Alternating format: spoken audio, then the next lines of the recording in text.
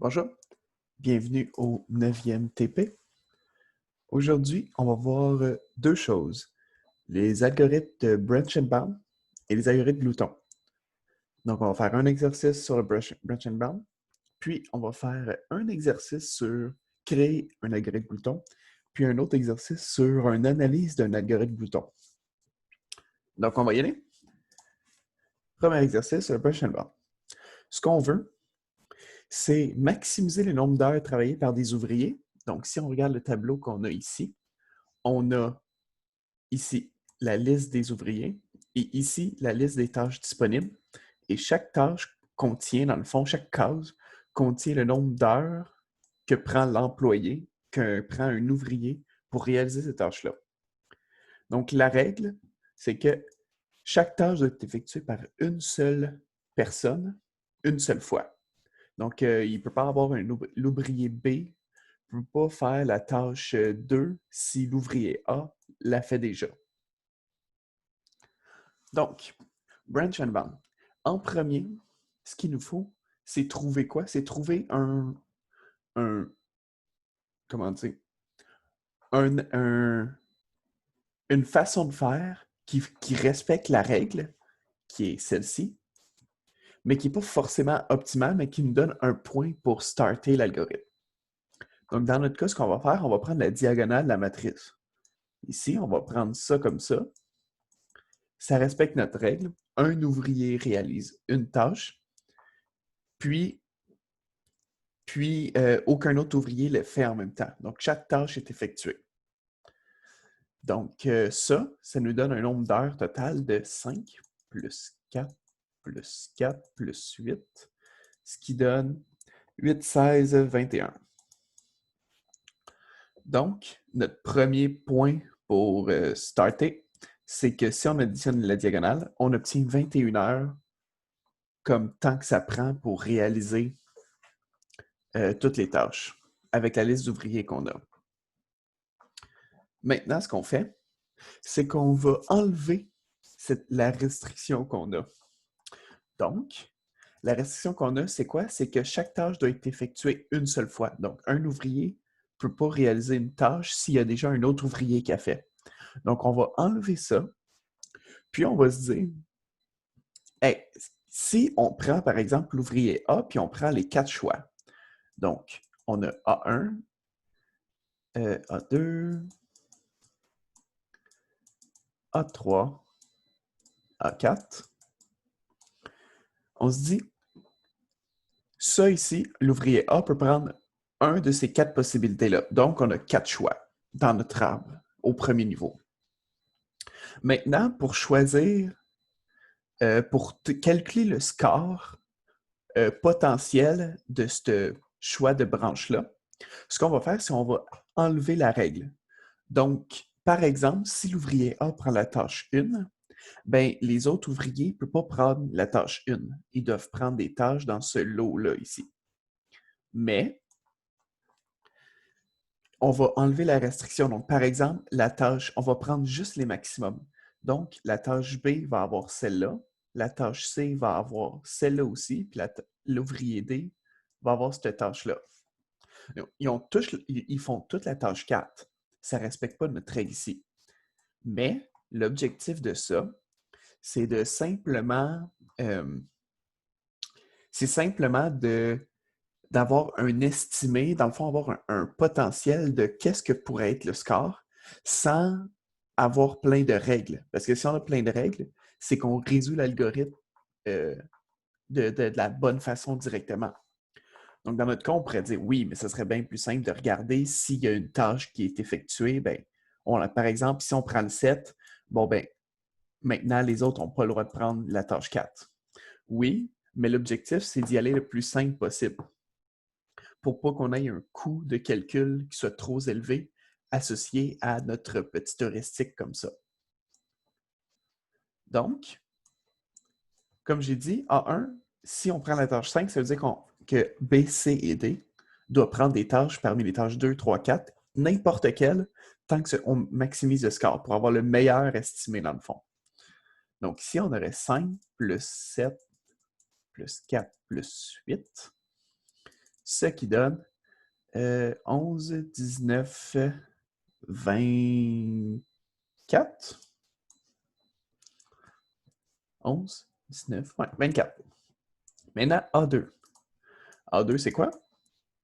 C'est si on prend cette tâche-là, maintenant, les ouvriers BCD peuvent prendre des tâches uniquement parmi ces choix-là. Mais ils peuvent prendre n'importe quoi. Dans le fond, le meilleur score. Donc, si on y va, 7. Ici, dans cette rangée-là, c'est toutes des 4. Donc, on va prendre celui-là. Ça n'a pas d'importance. Puis, dans cette rangée-là, le meilleur, c'est le 8. Donc, on obtient 8 plus 7 plus 4 plus 8. Ce qui donne... dans le fond, on a juste plus 3, ce qui donne 27. Maintenant, on va aller à 3. Si on utilise A3, ça veut dire qu'on utilise cette tâche-là et que maintenant, pour les 3 autres ouvriers, on peut utiliser n'importe quelle tâche parmi eux autres. Donc, on a encore une fois 3, puis les 3 meilleurs, c'est encore ces 3-là. 7 plus 4 plus 8. Ça ici, ça donne 3, 10, 14, 22. Et puis maintenant, A4. Puis ici, on peut choisir les tâches parmi eux autres ici. Donc là, on va choisir par exemple,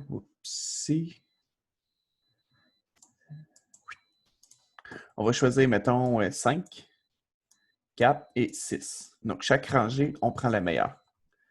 Donc on a 5 plus 5 plus 4 plus 6. Ce qui nous donne 10, 20. Donc là, si on regarde attentivement, on voit que cette case-là ici, à 20, est plus petit que notre estimé initial, qui était 21 heures. Mais cet estimé-là, on sait qu'il est bon, qu'il respecte les règles. Donc, on n'a même pas besoin d'explorer la branche avec qu'on prend A4 parce qu'on sait que ça ne va jamais être meilleur que notre diagonale. Donc, on n'a pas besoin de l'explorer. Donc, celle-là, je vais le mettre en rouge. On la coupe. Maintenant, on va explorer la branche qui a le plus gros nombre, ce qui est A2 ici. A2, si on prend A2. Donc, on fait ça. On a pris cette tâche-là. Maintenant, tout ça ici, c'est barré. Puis, on a 3 choix maintenant pour B. On a la tâche 1, 3 et 4. Hop, hop. Donc, la tâche, on a B1, B3 et B4. B1. Si on prend B1, ça veut dire qu'on peut prendre pour C et D un choix parmi eux autres. Dans notre cas, on pourrait prendre 4 et 8. Donc, on a la tâche 2 de A, 8, plus B1, 3, plus 4, plus 8, ce qui donne 16, 20, 23. Maintenant, si on prend B3, ici, on a le choix pour C et D entre ces tâches-là. Donc, on va prendre 4 et 8 encore une fois. Donc, le 8 pour le A2, plus le 5 pour le B3, plus 4 plus 8, ça donne 16, 20, 25. Maintenant, pour le B4, si on prend B4, on a le choix entre eux autres ici pour C et D. Donc, on va prendre 4 et 4. Donc, 8 pour A2, 7 pour B4, puis 4 plus 4. Ça donne 8, 16, 23. Maintenant, on va prendre le meilleur parmi ces choix-là, qui est B3, puis on va continuer. Donc là, on a deux choix. Si on prend B3, ici, je m'en vais là. Donc ça, c'est pris. Donc là, on ne peut pas les utiliser. B3, ça veut dire que soit qu'on prend C1. Si on prend C1, forcément, ça va être D4, parce qu'il va juste nous rester un choix. Ou on prend C4 et D1. Si on prend C1, ça va nous donner 8 plus 5 plus 4 plus 8. Ça va donner exactement le score qu'on a en haut, 25. Ou on peut prendre l'autre choix, ce qui nous donne 8 plus 5 plus 4 plus 4, qui nous donne 21. Donc, le meilleur choix entre les deux, maintenant qu'on est rendu au Leaf, on choisit, on sait que ce cas-là est un cas qui respecte la règle ici. Donc, on va prendre le meilleur, puis on va le mettre comme étant notre nouveau point de départ. Donc, le meilleur, c'est lui, 25. Donc, maintenant, on barre le 21, puis on dit on a un nouvel estimé qui est meilleur. On a un nouveau nombre qui est meilleur, qui est 25. Là, on remonte d'une branche. On revient à ce niveau-là. On a un estimé de 25 heures. Donc, on n'a même pas besoin d'explorer les deux autres branches parce qu'on sait qu'on a déjà quelque chose de meilleur. Parce que si on choisit B1, on se dit que le meilleur estimé qu'on peut avoir, même sans respecter toutes les règles, c'est 23. Donc, c'est plus poche que le 25. Ensuite, l'autre, c'est 23 aussi. C'est plus poche que le 25. Là, on remonte. Là, il nous reste deux autres choix. Choisir A1, mais c'est 24. C'est plus petit que le 25 heures. Donc, pas besoin de le regarder. Et si on prend 3, le meilleur qu'on pourrait avoir, c'est 22, même sans respecter les règles. Donc, ça sert à rien de le regarder. On a déjà le 25 heures, qui est plus grand. Donc, on a exploré tous nos choix. On a enlevé tous ceux qui ne valaient pas la peine d'être explorés. Puis, on arrive avec un résultat final de 25 heures. Et on a fini pour cet algorithme-là. Là, maintenant, peut-être que vous voyez que je n'ai pas utilisé exactement la même, comment dire, la même façon de faire exactement que l'algorithme dans la solution. Moi, vous voyez que ce que j'ai fait, au lieu d'y aller, disons qu'on prend la tâche 3, dans le solutionnaire, ils ont pris après ça le meilleur choix parmi toutes les tâches. Donc, ils ont été 6, 5 et 8, mettons. Tandis que moi, ce que j'ai fait, j'y étais vraiment par rangée à la place. Donc, j'y étais comme ça. Puis, j'ai pris, mettons, 7, 4 et 8. Est-ce qu'il y a une meilleure façon de faire? Non. Ça dépend du problème, ça dépend comment vous le voyez. Et vous voyez qu'on est arrivé exactement au même résultat. Donc, si vous faites bien l'algorithme, peu importe après comment vous le manipulez, vous allez arriver au meilleur résultat, comme que je viens de faire. Donc, voilà pour le branch and bound. Maintenant, on va passer aux algorithmes Glouton. Donc, les algorithmes Glouton. Le premier problème qu'on va essayer de faire, c'est un problème, vous allez voir, très simple, mais qui nous permet de voir c'est quoi ce type d'algorithme-là. Donc, on a un sac de poids avec plein de poids de différentes grosseurs, qui est dans notre cas représenté par l'array P. Donc, P, mettons P2, ben, dit que le deuxième poids est de. Le deuxième objet est de poids 3, disons. Puis N contient. N, c'est dans le fond le nombre de poids qu'il y a dans le sac. Ce qu'on veut, c'est de prendre le moins de poids possible qui nous rapproche le plus possible de P', de P étoile. P étoile, c'est quoi? C'est juste un nombre qu'on a. Puis on se dit, on aimerait ça prendre le moins de poids possible de l'array P. Donc, on en prend le moins possible, mais on se rapproche le plus possible de P étoile. Donc, le but, c'est quand même d'être le plus proche de P étoile. Mais disons qu'on a P étoile égale à 10 et qu'on a, par exemple, P égale à un array de 10 fois, puis 10. Si on a le choix entre prendre 10 objets qui valent 1, qui fait exactement 10, donc ça va être égal à P étoile, ben, on va privilégier le fait de prendre un seul objet qui est égal à 10. Donc, c'est juste ça qu'on veut dire. Pour décider quel poids qu'on utilise, on va avoir un autre array qu'on va output, qui est dans le fond, pour chaque poids, donc qui contient n éléments, on va avoir un 1 ou 0 pour dire est-ce qu'on prend le poids ou on ne le prend pas. Donc, c'est juste ça que ça fait cet array-là. Donc, on va écrire l'algorithme glouton. Important, il faut que ce soit glouton parce qu'on pourrait faire un branch and bound, on pourrait faire un algorithme de programmation dynamique, je suppose, ou un algorithme de straightforward.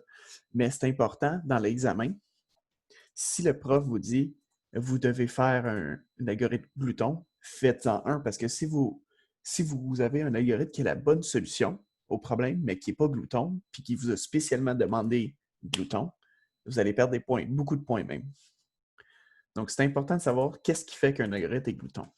Le but, c'est de prendre le meilleur choix qu'on a à un moment donné sans revenir à l'arrière. Donc, on a, mettons, le choix de prendre un poids ou ne pas le prendre. Bien, on choisit maintenant si on le prend ou pas. Puis, si on le pris, bien, il est trop tard. On ne va pas revenir en arrière le changer. Donc, on va écrire l'algorithme. Donc, on va avoir une fonction qu'on va appeler comb pour combinaison, qui va prendre en paramètre un P, qui est dans le fond notre tableau ici, et P étoile, qui est la valeur qu'on veut se rapprocher le plus. Nous autres, qu'est-ce qu'on va faire? On va instancier un tableau B de n éléments aussi, puis qui va être égal à juste des zéros. Dans le fond, ça ici, c'est juste pour dire que tous les éléments de B vont être égaux à 0. Maintenant, qu'est-ce qu'on fait? On veut prendre le moins d'éléments de P qui permet de se rapprocher de P étoile. Donc, pour savoir si on devrait prendre un élément ou pas, ce qu'on pourrait faire, c'est d'avoir une loupe qui va louper sur tous les poids. Donc, on va louper sur tous les poids, puis on va se dire à ce moment-là, est-ce que ça vaut la peine de prendre le poids et de le prendre pour se rapprocher de P étoile? Comment est-ce qu'on peut savoir si ça vaut la peine? On regarde si ça nous permet de se rapprocher de P étoile. Là, n'oubliez pas, il n'y a pas de notre poids total. Donc, par exemple, j'utilise T pour notre poids total. N'a pas besoin d'être forcément plus petit ou égal à P étoile. Il pourrait être plus grand que P étoile, mais il faut qu'il soit le plus près possible. Donc, pour tous les éléments dans P, qu'est-ce qu'on va faire? On va regarder. Ici, on va se créer une autre variable. On va se créer justement le T avec 0, qui est dans le fond le poids total qu'on a jusqu'à maintenant. Qu'est-ce qu'on fait? On se dit, si le poids plus le total, dans le fond, est rendu, comment dire? Si le poids plus le total, j'ai juste effacé parce que là, j'ai mis des parenthèses partout, mais dans le fond, si le poids plus total moins le poids qu'on veut atteindre est plus petit que le total moins le poids qu'on veut atteindre, Ça veut dire que ça vaut la peine de rajouter le nouveau poids E, puisque la différence absolue entre les deux nombres va être rendue plus petite. Donc, T va être égal à plus égal E, donc on va rajouter ce poids-là. Et puis dans B, on va dire que l'index qui correspond au E, donc disons qu'on prend I, va être égal à 1, pour dire qu'on prend ce poids-là. Donc ici, on va avoir, mettons, I, qui représente l'index du poids E. Puis, on pourrait dire, voilà, on a fait l'algorithme. On y va d'une façon glouton.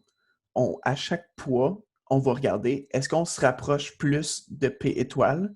Si oui, on prend le poids. Sinon, on ne le prend pas. Puis, on retourne B, l'array B. Mais là, par contre, le problème qu'on pourrait avoir avec ça, c'est que est-ce qu'on va vraiment prendre le nombre de poids minimum? Pas forcément. Peut-être une chose qu'on pourrait faire pour nous aider, ce serait de trier l'array P. Parce que si on le trie, par exemple, l'exemple qu'on avait pris tout à l'heure, j'avais tous des 1 comme ça, 10 fois, puis j'avais un 10 à la fin. Là, notre algorithme, s'il est trié, je vais mettre comme ça, puis je vais même le continuer. Je vais mettre genre d'autres 1 ici. En ce moment, il n'est pas trié. Ça adonne qu'il y en a 10 en avant. Puis, l'algorithme, dans le fond, va prendre toutes les 1 parce qu'à chaque fois, on va se rapprocher de P étoile, qui est, dans cet exemple-là, disons que P étoile est égal à 10. Mais on aurait juste pu prendre le 10 ici. Donc, peut-être que trier le tableau d'un ordre décroissant va nous permettre de régler ce problème-là. Par contre, dans un même idée, disons qu'on a un autre array, comme ça, avec l'élément, je vais dire 4, 5, puis 12.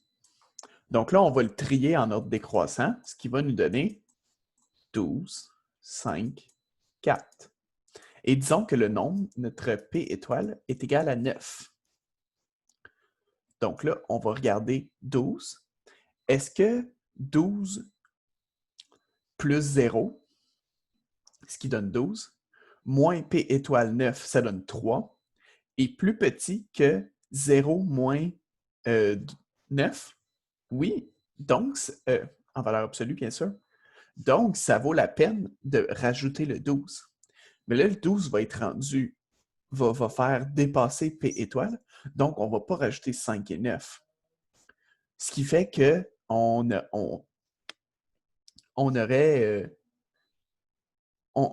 pas la valeur P étoile la plus proche, puisque le plus proche aurait été de prendre 5 et 4, qui donne 9 exactement. C'est deux éléments à place de 1, mais ça permet de se rapprocher exactement sur P étoile. Donc là, on voit qu'on a deux problèmes, soit qu'il faut le trier en ordre croissant, soit en ordre décroissant. Si on le trie en ordre décroissant, donc la première solution ici, ben, on va privilégier le fait de prendre le moins d'éléments possible. La plus petite combinaison, c'est ça ici qu'on va privilégier. Si on prend le deuxième, on semble privilégier le fait de prendre un poids qui est le plus proche de P étoile. Donc, si on fait un choix, on pourrait... Le choix dans ce cas-ci, ça dépend de qu'est-ce qu'on priorise. Moi, je vais prioriser le fait d'être le plus proche de P étoile. Donc, je vais trier en ordre croissant. Donc, ici, je vais trier P croissant. Mais quelqu'un aurait pu dire, moi, je vais le faire en décroissant parce que je veux privilégier le fait d'avoir la plus petite combinaison possible. Donc, c'est ça pour l'algorithme. L'algorithme, l'algorithme, c'est quoi son nom d'asymptotique? On voit que ce qu'on fait ici, on initialise un tableau. Donc, on initialise un tableau de n à 0, donc c'est en haut de n. Puis, on initialise une variable simple, ça c'est en haut de 1. Ensuite, ici, on trie P. On a vu que le tri est en log n log n au meilleur. Donc, on va le mettre comme ça. Puis, ici, notre loop, on loupe sur tous les éléments de P une seule fois. Donc, c'est en haut de n. À la fin, on a quoi? On a un O de n plus n plus n log n. On prend uniquement le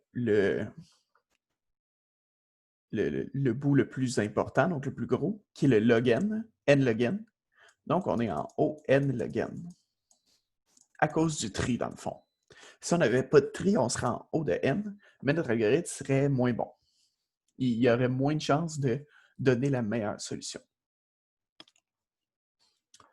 Maintenant, déterminer s'il est optimal, sachant que B' est plus petit ou égal à la somme de P. La réponse, c'est non. On l'a vu ici. Peu importe le choix de tri qu'on fait, il y a toujours un exemple qui montre que ça ne va jamais être exactement la meilleure solution.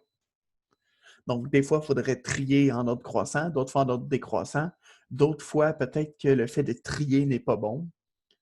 On voit que l'algorithme n'est pas optimal, mais qui nous donne quand même un bon résultat pour beaucoup moins de choix. Parce qu'on aurait pu faire toutes les combinaisons possibles de tous les éléments de P, mais ça aurait été beaucoup plus long que de simplement faire ça. C'est pour ça que des fois, on utilise l'algorithme Pluton, dû à des problèmes de performance. Donc voilà pour cet algorithme-là. Peut-être une chose qu'on pourrait rajouter, on sait que quand P est dans le fond, que T est rendu plus grand que P étoile, le fait d'ajouter un élément ne va jamais donner un résultat qui est meilleur.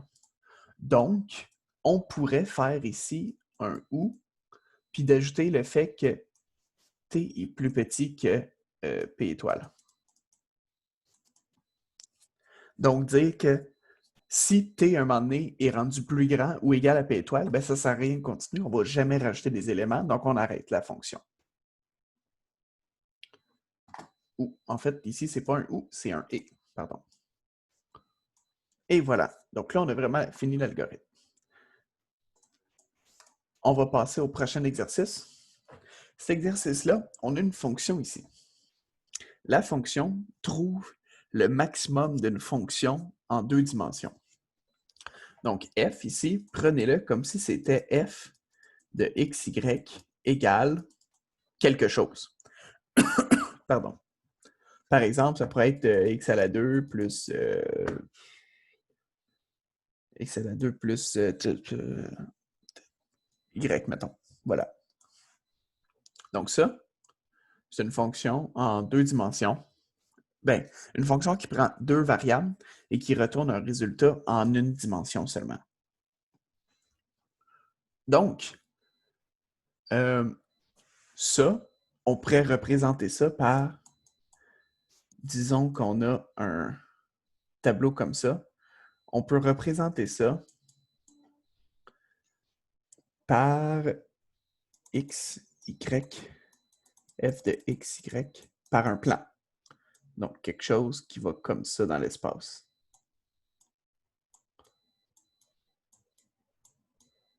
Par exemple. Donc, notre but, mais là, on voit que le plan ici que j'ai fait, il est continu. Donc, peu importe la valeur de x, y, ça peut être égal à des nombres réels, il va avoir une valeur f, x, y. Dans notre cas, on y va d'une façon discrète. Donc, c'est des bonds de 1. Puis les x et y font partie des nombres naturels de 0 à n. Donc, au lieu d'avoir un plan comme ça, c'est comme si on avait un plan, mais avec des points à la place. puis on n'a pas les valeurs intermédiaires. Donc, qu'est-ce que fait l'algorithme? L'algorithme, elle prend un point de départ, qui est xy, puis le résultat de la fonction de 0 à n sur les deux axes. Puis, ici, l'algorithme, avant de continuer la vidéo, je vous recommande de le mettre sur pause puis de regarder, voir comment est-ce que l'algorithme fonctionne par vous-même, afin qu'après ça, quand je vous le dise, que vous puissiez voir si vous avez bien fait ou pas.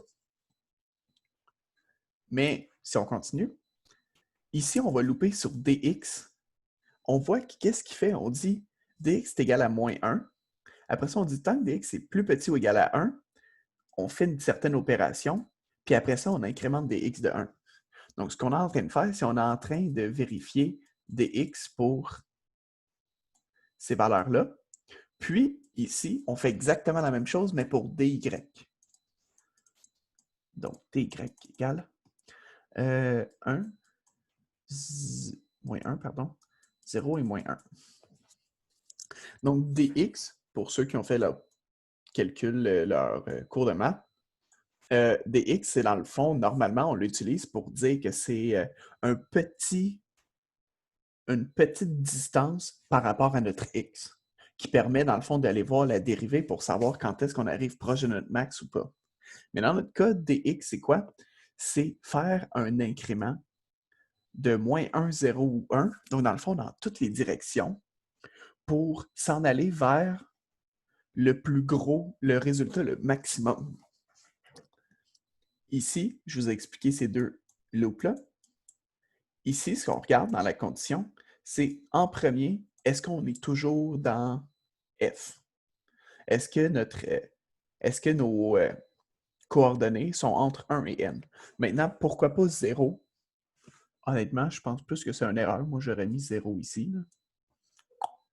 Comme ça. Mais, ce qu'on veut, c'est dans le fond s'assurer qu'on est dans les index de F. Ici, c'est la même chose, mais pour la deuxième coordonnée. Donc, ça ici, c'est le x. Ça ici, c'est le y. Puis ensuite, on va regarder, est-ce que le résultat à cette case-là, donc dans le fond, à côté de la nouvelle case, est plus grand que le résultat qu'on a?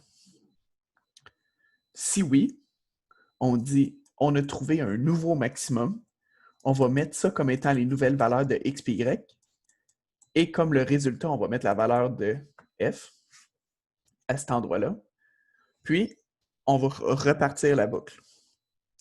Donc, peut-être pour mieux illustrer qu'est-ce qu'on fait ici, mettons qu'on est dans cette case-là ici. Bien, il y a 8 cases autour. Comme ça.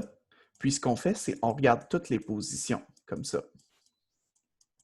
Puis, ces positions-là sont représentées avec la combinaison de ces deux-là. Donc, on peut soit faire moins 1 en x, moins 1 en y, ou moins 1 en x, 0 en y, ou moins 1 en x, moins 1 en y. Excusez, ici, il n'y a pas de moins. 1 en y, etc. Puis, on fait toutes ces combinaisons-là, puis ça nous donne tous les déplacements possibles dans notre tableau à 2 dimensions.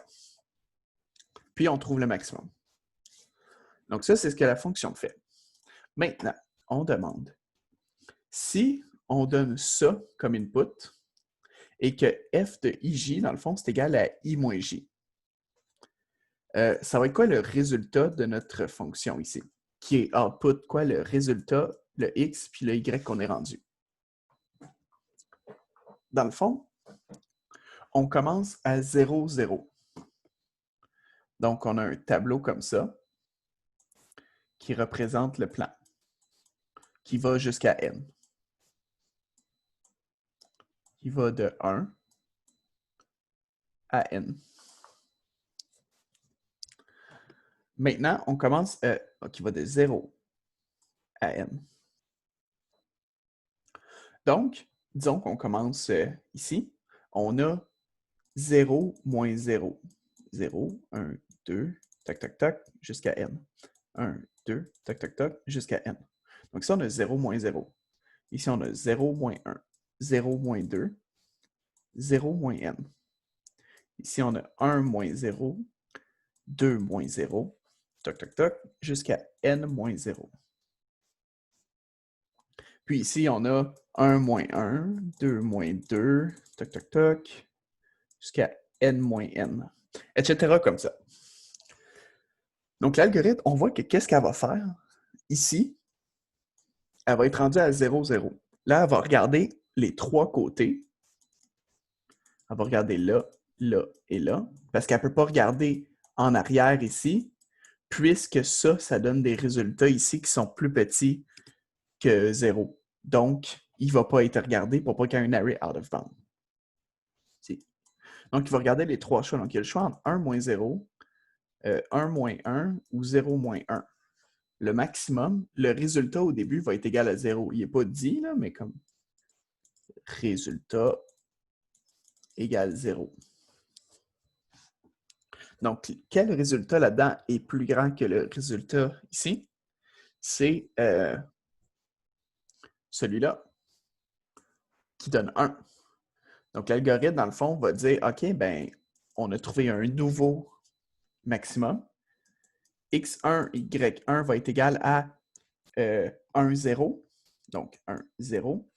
Puis, le résultat va être égal à 1. Ensuite, on va repartir. Donc là, maintenant, on va être rendu à cette case-là ici. Là, après ça, on va regarder tous les alentours, encore une fois, qui est possible d'atteindre. Quelle place qui est la plus haute valeur? Ah, c'est rendu 2, 0. On va là. Puis maintenant, ici, ça va être rendu 2, 0. Puis ici, ça va être rendu 2. Etc. comme ça. Donc, quand est-ce? Quelle va être la sortie? On voit qu'il va se tendre vers le maximum qui est ici, n-0. Donc, le résultat, ça va être n en résultat. C'est où les coordonnées de cette place-là? C'est quand x est égal à n et que y est égal à 0. Puisque plus qu'on descend, plus qu'on va soustraire un plus grand nombre, le j ici. Donc, ça ici, c'est notre résultat. Là, dans le solutionnaire, je crois qu'il est écrit n-1, c'est juste, ça dépend. Comme des fois, par exemple, ici, c'est inclusif, mais là, c'est exclusif. Donc, en fait, la taille du tableau est de n, mais puisqu'on commence à 0, ça veut dire que la taille exacte, l'index arrête à n-1. Ça dépend comment vous le voyez. Donc, voilà pour le premier. Maintenant, on dit, qu'est-ce qui arrive si f, ij, va être égal à 35? Donc là, on a une matrice comme ça, qui est égale à 35 partout.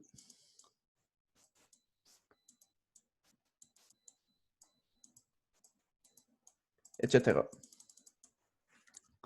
Donc là, pour ça, ça veut dire quoi? Ça veut dire que, en premier, ce que je veux dire, c'est que tout à l'heure, j'ai fait une petite faute. Résultat n'est pas égal à 0. Résultat est égal à f 0, 0. Comme ça. Maintenant, quand on continue, quand on arrive ici, qu'est-ce qu'on fait? On regarde de tous les côtés, puis on se dit, est-ce qu'il y a un endroit qui est strictement plus grand? Dans notre cas, on voit que ça va toujours donner 35. Donc, ça ne va jamais être plus grand, ça va toujours être égal. Donc, on ne va jamais rentrer dans cette condition-là. On ne va pas mettre B à vrai. Qu'est-ce que ça veut dire? Ça veut dire qu'ici, quand on va recommencer la loupe, B va être égal à phase, puis on va tout de suite arrêter. Puis on va retourner le résultat. Et le résultat, ça va être quoi? Ça va être 35, qui est F00, XY, qui est quoi? Qui est 0, 0, puisqu'on n'a jamais seté un nouveau XY. Et puis, c'est ça le résultat de la fonction. Maintenant, une autre question. Est-ce qu'il y a une fonction de f telle que qu'est-ce qu'on envoie ne trouve pas le maximum? Oui, il y en a un. Tout à l'heure, on a vu qu'on n'avait pas bougé quand tous les résultats autour étaient le même. Donc, on avait ça avec 35, 35, 35, 35. Ça, dans le fond, on avait tout de suite arrêté puis on n'avait pas continué notre recherche. Mais qu'est-ce qui aurait arrivé si, à partir d'ici, on avait 36, par exemple? Puis c'est une fonction qui monte comme ça tranquillement. qui fait une genre de parabole, si on veut, mais en 2 dimensions. Je sais pas si c'est clair, en tout cas, whatever. Ben, ce cas-là, l'algorithme ne va pas trouver le vrai maximum. Donc, quand, au début, à 0, 0 et à ses alentours, l'algorithme il est constant, on ne trouve pas de maximum. Voilà. Maintenant, est-ce que l'algorithme peut passer 2 fois par le même point x, y? La réponse, c'est qu'est-ce qui arrive quand on set un nouveau x et y? Pour setter un nouveau x et un nouveau y, qu'on va ajouter ici, qu'on va mettre là, il faut que le résultat soit plus grand. Donc, si on passe, par exemple, de la case 0, 0 à 0, 1, c'est qu'à la case 0, 1, c'est strictement plus grand. Donc, quand on va être rendu à la case 0, 1, c'est impossible de retourner là, puisqu'on va bouger uniquement si le résultat est plus grand. Et le résultat, entre ces deux cases-là, on sait déjà qu'il est plus grand. Donc, il ne va jamais retourner là. Puis, on recommence la loupe uniquement quand on trouve un nouveau x et un nouveau y. Sinon, on met b égale false.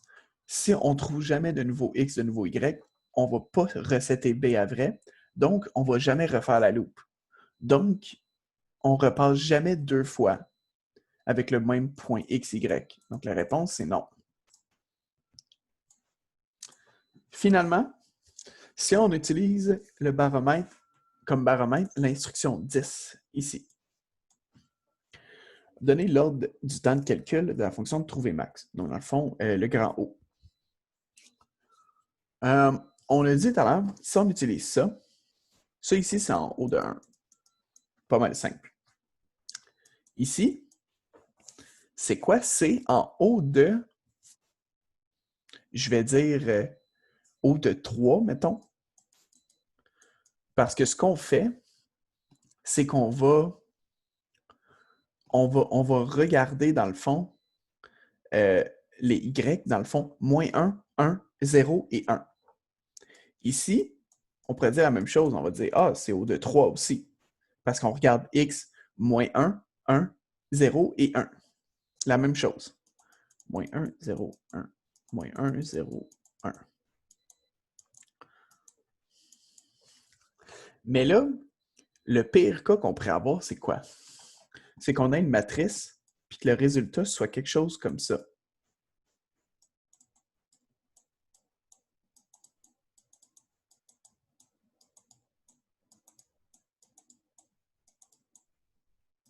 Ou à peu près. Whatever.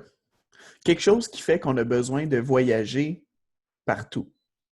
Parce que là, on pourrait aller là, après ça, on va aller là, après ça, on va aller là, ici. Puis, on va voyager vraiment beaucoup d'endroits dans la matrice. Mais maintenant, il y a aussi un cas où on pourrait faire toutes les cases. Comme ça. Parce que dans le fond, il serait fait que ce serait toujours... En fait, est-ce que ça se peut? Non, ça se peut pas. Laissez faire. Mais en tout cas, l'algorithme fait qu'on va boucler, on va regarder chaque case. Puis, à chaque case, on va regarder toutes les cases autour. Donc, on va en regarder combien? On va en regarder 8. Si on a cette case-là, on va regarder 1, 2, 3, 4, 5, 6, 7, 8 cases. Donc, pour chaque case, on en regarde 8. Puis, dans le pire des cas, on bouclerait sur toutes les cases. Donc, l'algorithme serait en haut de 8 fois. 8 fois quoi? Toutes les cases, c'est quoi? N, c'est dans le fond juste une dimension. Mais on en a 2 dimensions. Donc, c'est n carré. Puis, on enlève les coefficients, ce qui nous donne un algorithme en n carré. Mais le n carré, dans le fond, c'est que ici, on va toujours... C'est pas pour dire qu'on passe, pour chaque case, on repasse sur toutes les autres cases. C'est juste pour dire que dans le fond, une dimension, c'est n, puis que dans le fond, il y a deux dimensions, donc c'est pour ça que c'est n carré. Donc, voilà pour cet exercice-là. On a fini le laboratoire. Donc, merci d'avoir écouté la capsule, puis je vous dis au prochain laboratoire.